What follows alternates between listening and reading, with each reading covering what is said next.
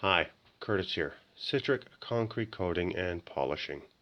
This is a very small basement concrete polish, and I've done some edge grinding here, and I've got my floor grinder going, and I just want to talk about some of the floor issues. And one of the things that I'm not sure if a lot of people talk about enough are awesome customers, because that's what I've got on this floor. Um, all floors are challenging and have different issues, but when you've got customers that are, like these customers, it makes life so much easier and less stressful. But so we're grinding away here. We're doing the first cut. We're revealing what's this floor has and the issues in the floor, and getting it ready for patching. So it goes up and down, an insane amount of cracks in the floor, and some of the cracks are heaving, so there's even more, hills and valleys. But that's part of concrete polishing, especially in these small projects, older homes. Not this is really an old home, but nobody ever dreamt this was going to be a finished floor. So the first grind has been done, and there's a lot of cracks. So I patched the cracks, every one I could find, and did my best at color matching what I think the floor is going to turn out like, because I don't know yet.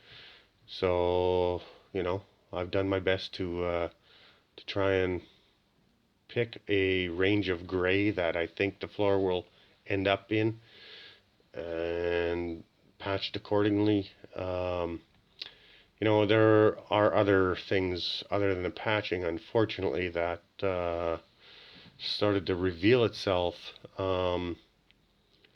and then the patching became a smaller priority. I'm not worried about patching. I can do that. Like you can see here, I've ground off the patching, and those cracks are filled and they're smooth and they're flush. But there's these tiny chatter marks everywhere. I start looking at the floor, and it's like there's a lot of chatter marks. So I'm hoping I can grind them out, but you don't know how that's going to go. But what happened was I started doing more grinding, thinking, okay, I can reduce these marks, if I just grind a little deeper.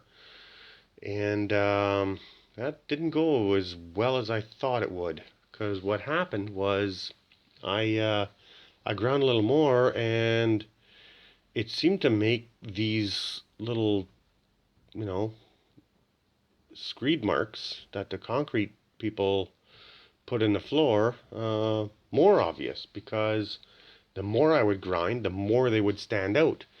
And it's like, well, where do you stop grinding? Because if I keep grinding and grinding all these chatter marks out, I'm gonna leave dishes and bowls and all kinds of hideous, uneven floor finishes, and just to get these chatter marks out. And again, I don't even know how deep they go. So I had to talk to the customer and say, look, here's something that's going on with your floor. I don't want to pack up and leave, but I will, if I can't give you, what you're looking for. And again, these customers are amazing. They are totally on board with, it's polished concrete. The concrete is what the concrete is, and they will accept it. You can see where I've got stone, and the more stone I show, the more the chatter marks, are highlighted. But they're putting barnwood on these walls, and the barnwood is old and aged and gray, and uh, knots in the wood, and weathered looking, deep marks in the wood. Like it's just so far from perfect wood. And they talked to me about the floor, saying that same idea. It's like it's concrete. Polish it and we'll like it because maybe this is not what they wanted or asked for, but it's what they're gonna get. And they really had my back. They just supported me completely. Just keep doing what you're doing. It's looking good. You're getting there, and here we are. Now I'm gonna zoom in and I'm gonna try and show you the worst of the worst. And here it is. All those little lines and stuff. Like, I mean, I think the polish came out great. I worked hard to polish this floor well. I think I did good. My patching looks great. You got this line here that is I don't know what this line in the floor is, but I'm going back and forth with the camera, showing the window, the light from the window, and the floor is flat. And then you got the light from the ceiling, and the floor is flat. So I don't want to again dig a bunch of holes in the floor to try and give you a consistent look. I'd rather give you something flat. And so then overall though, if I raise the camera a bit and just give you an overall look, it's a pretty decent floor.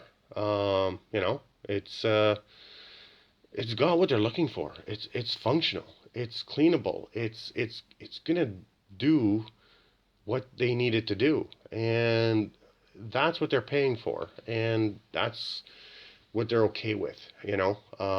Maybe again not exactly what they hope for, but again, great customers. Yeah, it's hard to express how much I like customers like this, because they make my life so much easier. Because they take a lot of stress away.